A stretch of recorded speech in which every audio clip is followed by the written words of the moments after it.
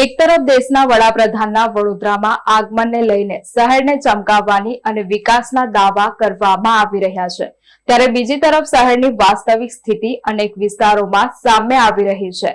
Makarpura depot પાસે આવેલ સ્વસ્તિક ચેમ્બરની સામે રોડ પર પડેલો મહાકાય ભૂવો હાલ સ્થાનિકોમાં ચર્ચાનો વિષય બન્યો છે. સ્થાનિકોના જણાવ્યા મુજબ આ ભૂવો છેલ્લા કેટલાક સમયથી ધીમે ધીમે મોટો બનતો ગયો છે, જેના કારણે વાહન ચાલકો અને રાહદારીઓને ભારે હાલાકીનો સામનો કરવો પડી રહ્યો છે. ખાસ કરીને રાત્રિના સમયે અકસ્માત સર્જાય તેવી ભીતિ પણ લોકો વ્યક્ત કરી રહ્યા છે. લોકોમાં એવો પણ રોષ જોવા મળી રહ્યો છે. કોર્પોરેશન દ્વારા શહેરના વિકાસ અને રોડ વ્યવસ્થાના મોટા દાવા કરવામાં આવે છે, પરંતુ હકીકતમાં અનેક વિસ્તારોમાં રસ્તાઓની હાલત અત્યંત ખરાબ બની ગઈ છે. ભુવાનગરી તરીકે સોશિયલ મીડિયામાં થઈ રહેલી ટિપ્પણીઓ વચ્ચે હવે આ મહાકાય ભૂવો પણ કોર્પોરેશનની કામગીરી સામે અનેક સવાલો ઉભા કરી રહ્યા છે. સ્થાનિકોએ તાત્કાલિક ધોરણે આ ભૂવો પુરાવી રોડની મરામત કરવામાં આવે તેવી માંગ કરી છે.